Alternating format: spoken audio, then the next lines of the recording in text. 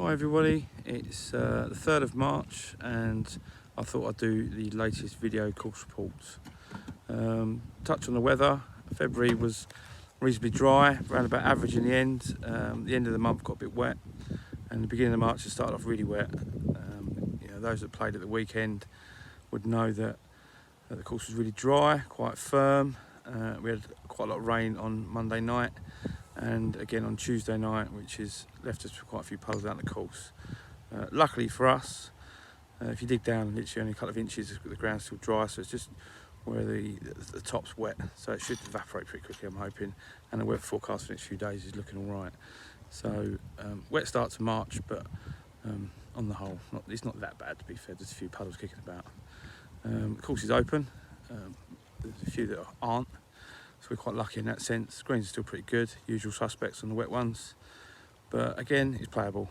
Just hopefully it'll improve. And now we're into March, you can already feel there's a bit more strength in the sun, so evaporation and things like that will happen a bit quicker. So I'll run you through the normal subjects. Got a little bit to touch on this month on the tee boxes, and run you through some of the works we've been doing. And as always, any questions at the end, just give me a shout. Cheers.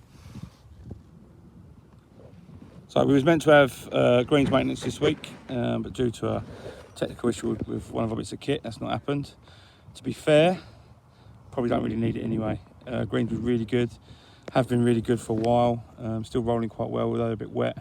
Obviously I'm standing on the 5th at the minute. As you can see, there's still a few puddles kicking around the greens around, but the green itself nice and firm, nice and dry. So greens I'm quite happy with. We'll give these a cut and a roll over the weekend. We're going around sorting all the sprinklers out at the minute. As you can see, Logan's doing that. But not too much to report on the greens, nice and clean. Surfaces are pretty good. Still cutting at winter height, 5mm at the minute.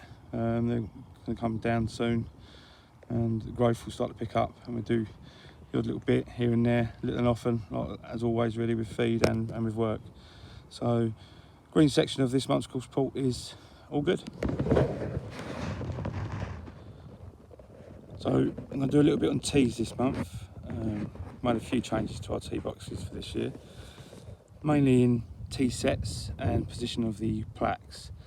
So obviously, this tee's just been cut, nice and striped, nice and divoted. Tee markers all been renovated, and we've put the tee plaques on the actual tee box this year. So that's the white and the black one, the yellow one, same with the red one. Where they used to live, you can see the old where they used to live, and they used to get grown over and no one could see them really, so they're a bit naff. So we've brought them onto the tee.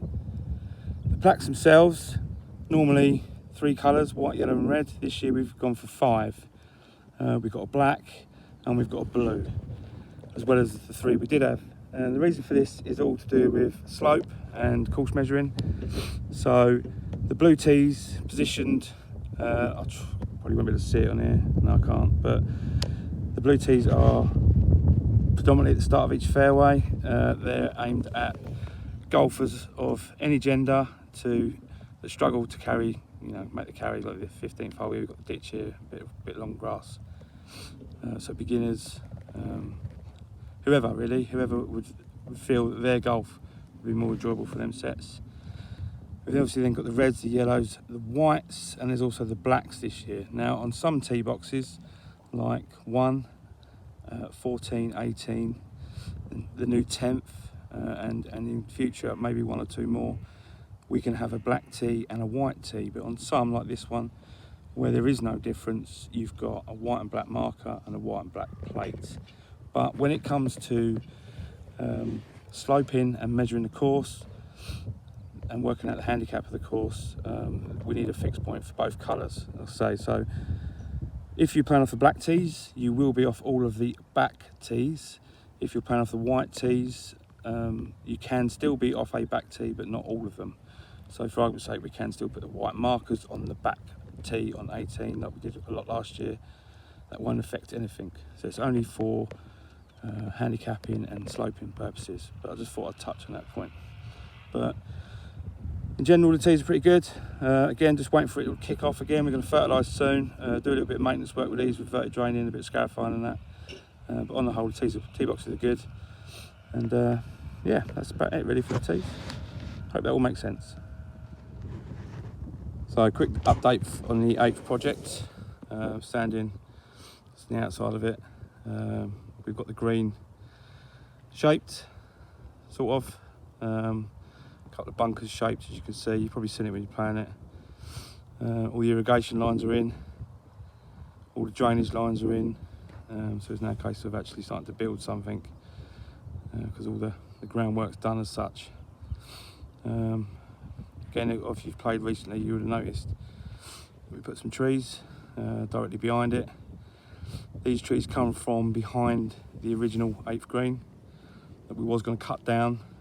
So we've took a chance on trying to move them instead of just cutting them down. Not convinced they'll survive, but we'll give it a go. Obviously, we've got nothing to lose. We can cut them down anyway, so hopefully they have survived. But it's actually quite a nice copse behind the new 8th green, and slightly shields it from the 7th tee, which you can see just behind. So work's ongoing, going well. Had to walk away from it for a couple of days because of the rain, but all in all, everything's going well.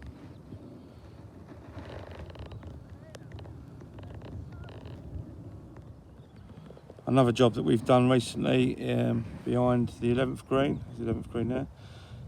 We had a big row of hawthorn down here that was looking quite horrible. Loads of bramble, very thick, and strangling some trees around it. So we thinned it all out, dug the stumps out, and really cleared this through. This is going to help with airflow all around the 12th tee, as well as looking a lot better and better playability when you play the 11th. So we've done that. I've also continued it. Come around this side.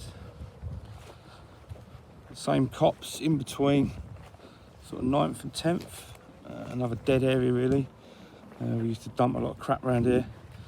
Grass cuttings and things. So we've had a good clear out here. Same thing. Thinned it all out, but with a lot of saplings, a lot of trees that were suffocating. Rather nice trees that are actually in the middle. So this was another extra that we've just done.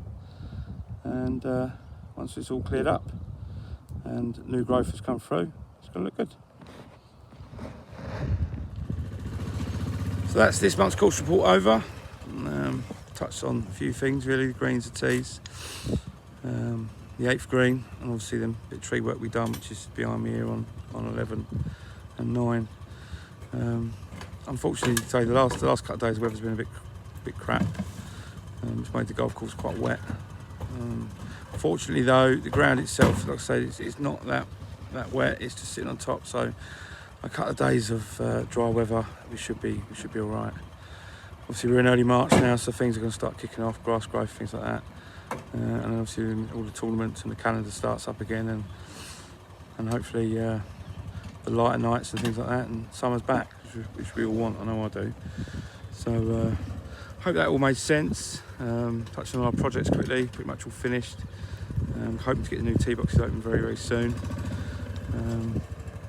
Maybe even this weekend if whoever plays ball.